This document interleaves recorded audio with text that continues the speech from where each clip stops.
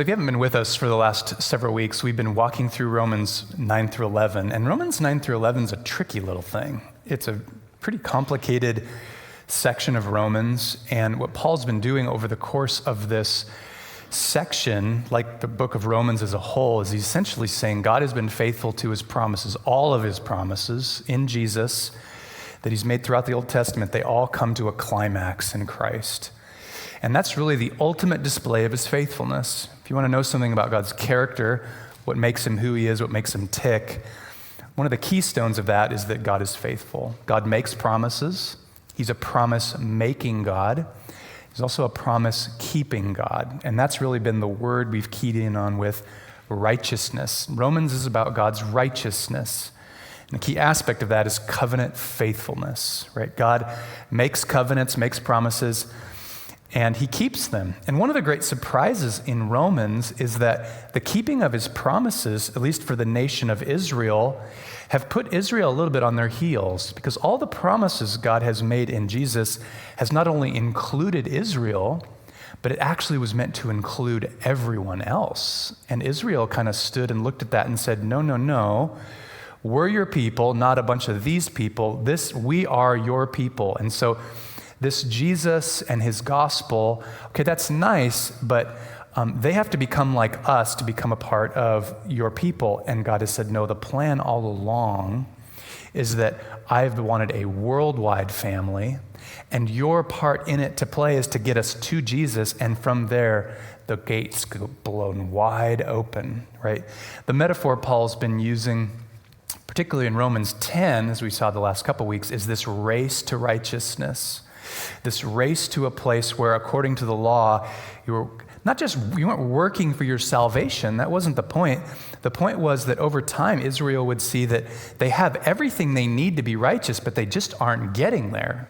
The issue wasn't the law. The issue was them. They couldn't see that what God was doing in Jesus was he was bringing them to the end of this race so they could see that God doesn't want them to run for righteousness or to it.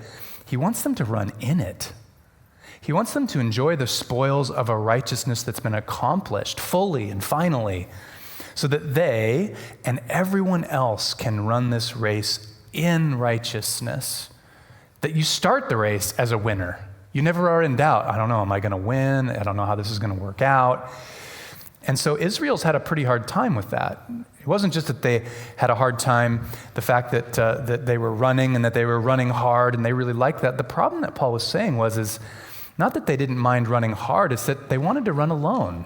They didn't want to include everybody else in this race of righteousness.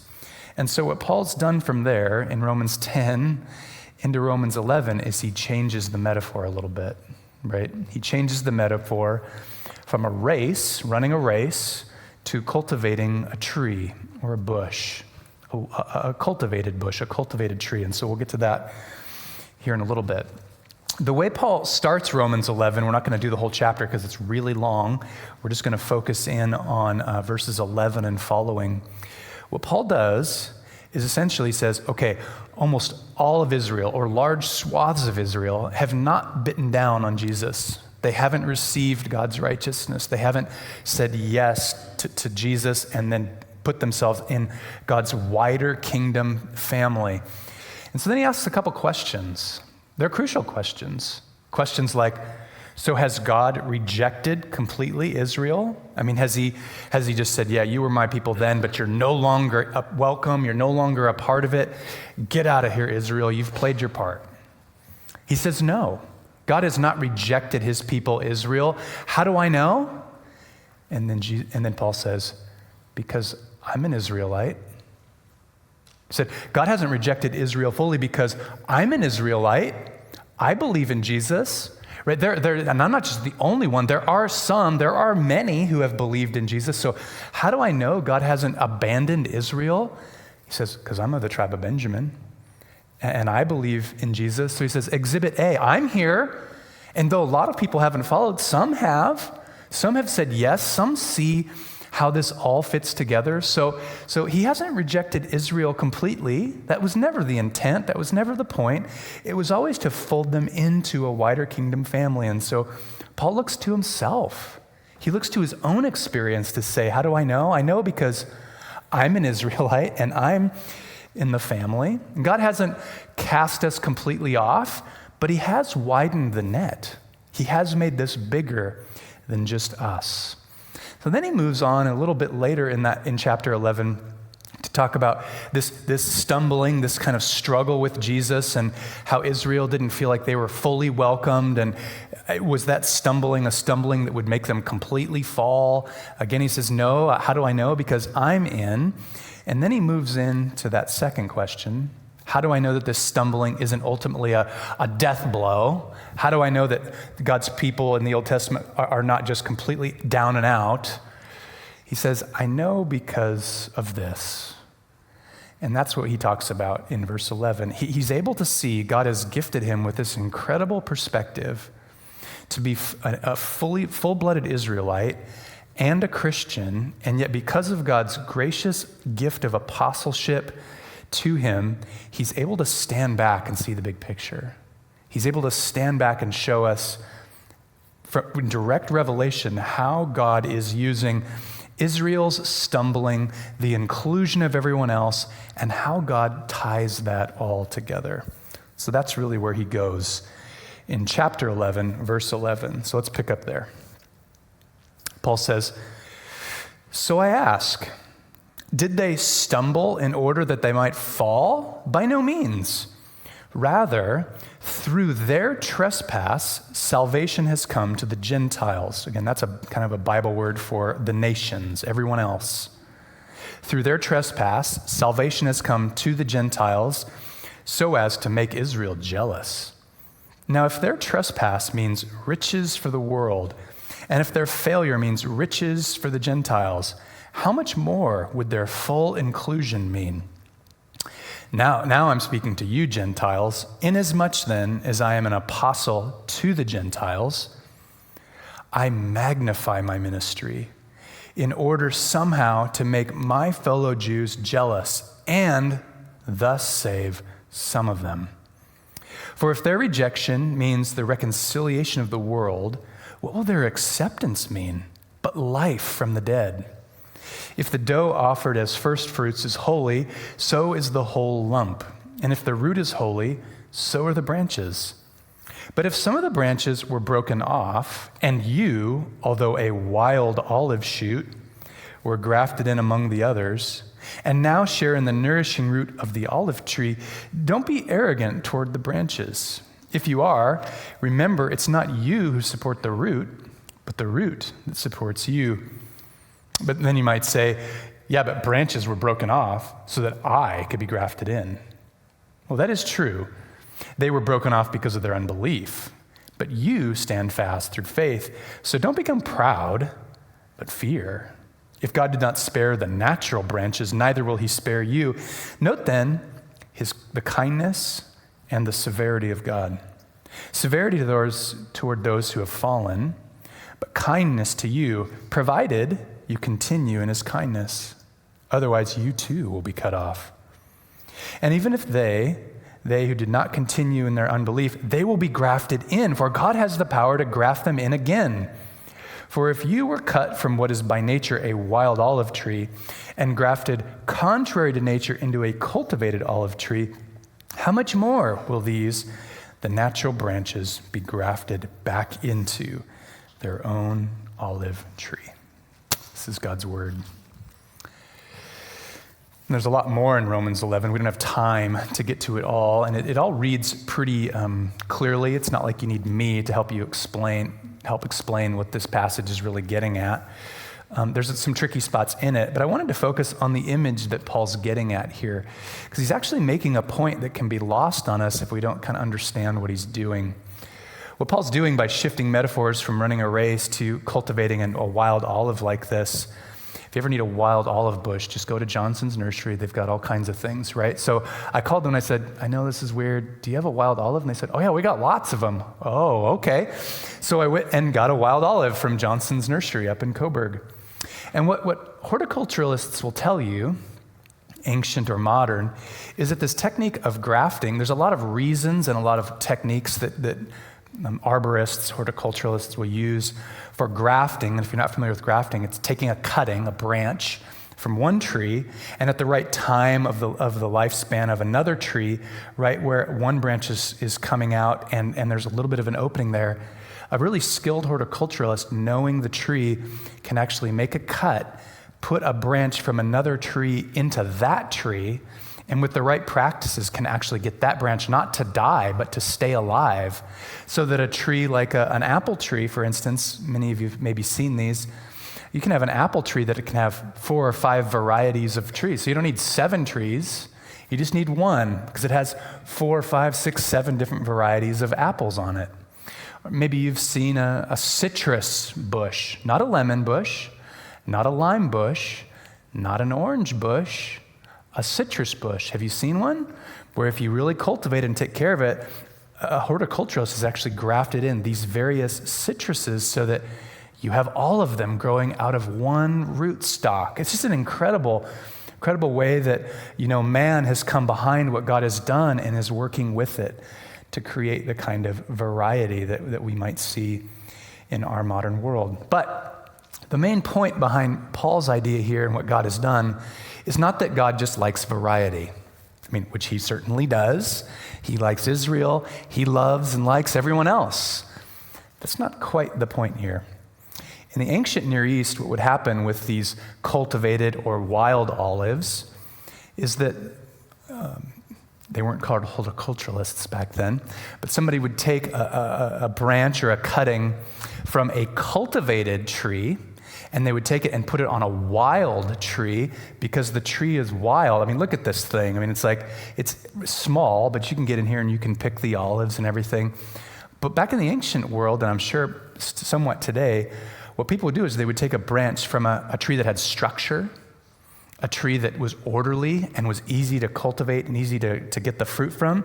They would take a cutting from that plant and they would put it into something that was wild, vigorous, full of life, to tap into that life source, but to give it structure so that as it grew, it would be much easier to cultivate fruit from it.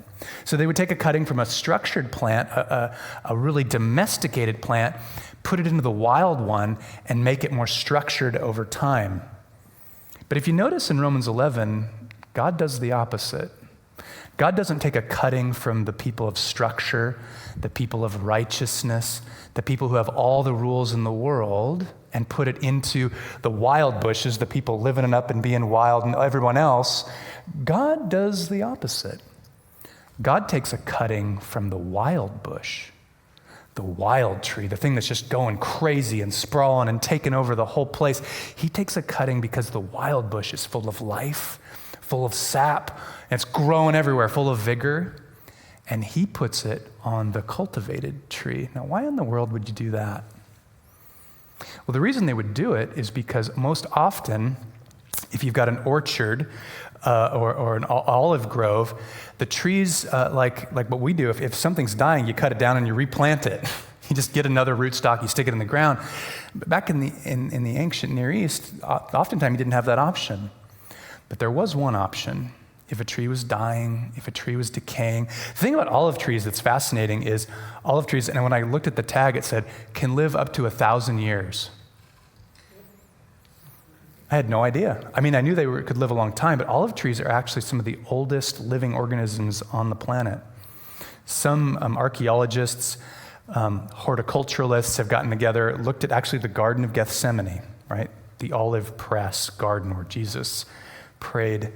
And they know that those trees weren't there because they're only about 1,000 years old, but they actually theorize that the trees that are in the Olive Garden today are actually leftover remnants from cuttings that were cut off, rooted, and regrown from the time of Christ. There's actually an olive tree on the island of Crete that's 4,000 years old. So olive trees have this incredible ability to last and to remain. And yet, even though they can become old, they can die off somewhat rather easily without care. And what Paul's doing here is he's saying Israel has gotten old and tough and woody, and they're full of structure, and they're full of rules, and they've got this race for righteousness, to righteousness down, and they're dying. And there's only one thing that can be done other than just cutting it down and throwing it on the burn pile. There's one thing left to do, and that's to take a cutting from a wild olive bush. As wild as it is, full of life, no structure, no plan, it's to take a cutting from the wild olive bush, take a cutting from here where there's fruit, there's life, there's olives, right? This is what olive trees are supposed to do, make olives. And time again, the condemnation that Jesus pronounces on Israel as he's walking into the town. I mean, maybe you remember the fig tree where he goes to look for fruit and there is none, and he curses it. Why? Because he's saying you should be bearing fruit, but you're dead. And so what God does in Jesus and with the wild life of all the other nations who are coming to faith in Jesus, he takes that wild, vigorous, no structure, no plans, but they're believing in Jesus, and he fuses that in, he grafts that in so that over time it might actually kickstart an old tree.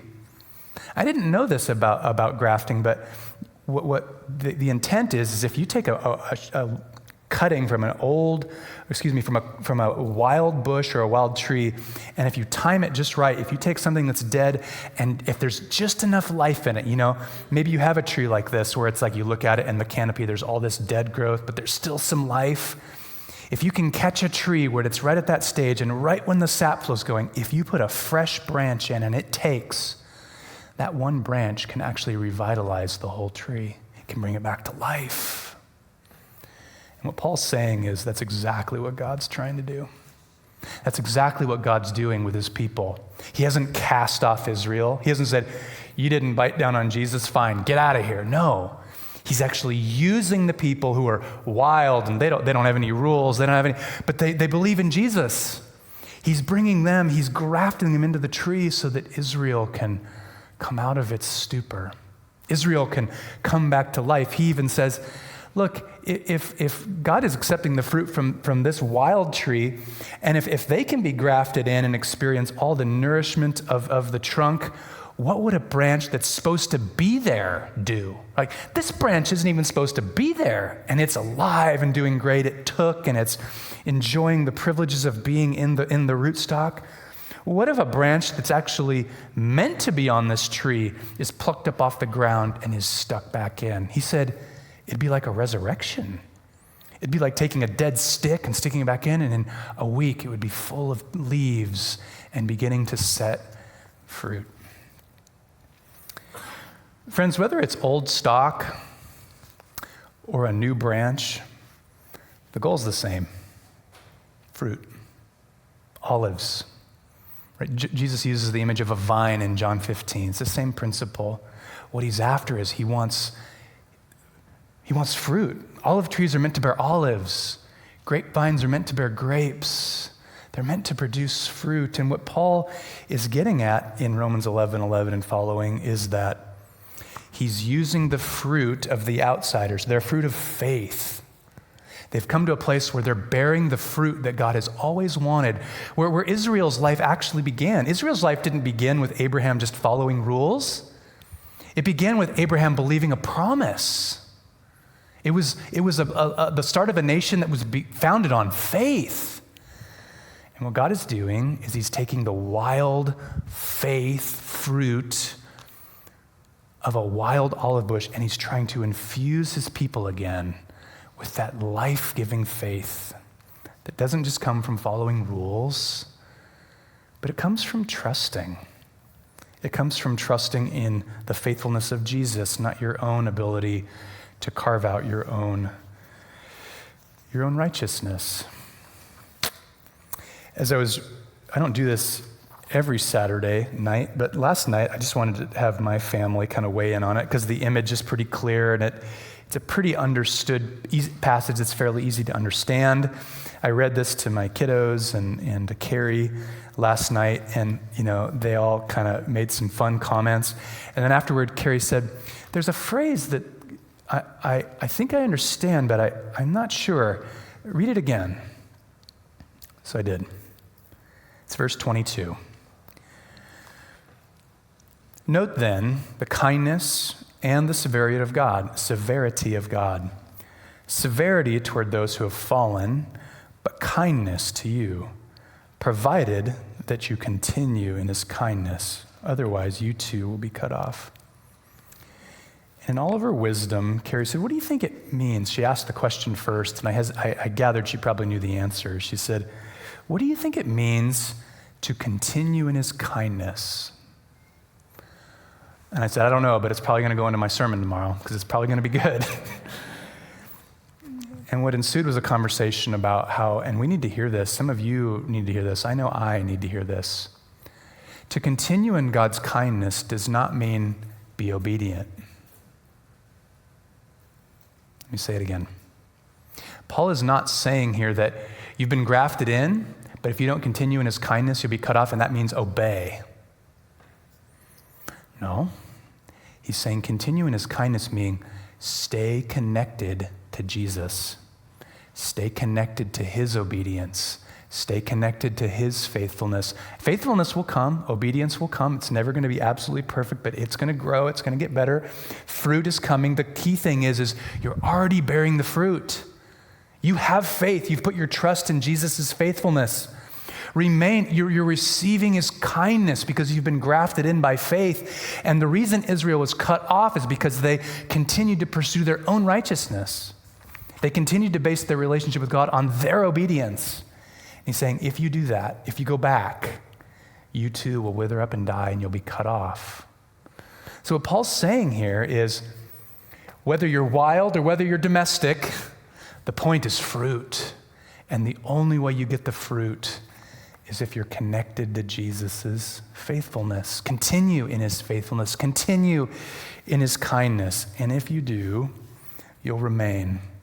If you just keep Jesus and his faithfulness at the center of who you are and how you live, then you'll continue to bear fruit. God will be able to come up to the bush and he'll be able to spot, oh, you're a wild one.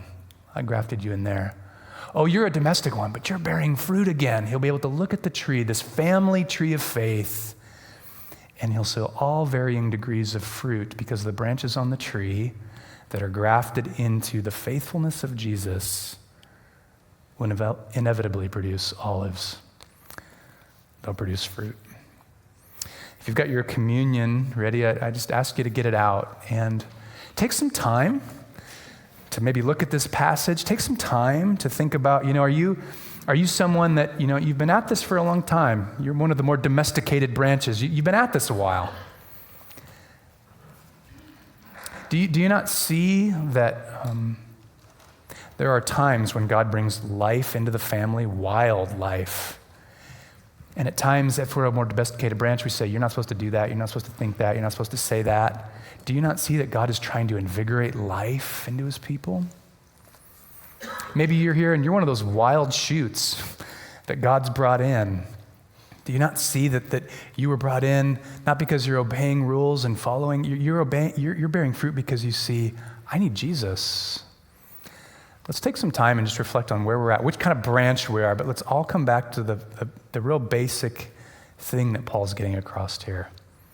Fruit. God wants to bear fruit through us. So let's take communion. Let's take communion together.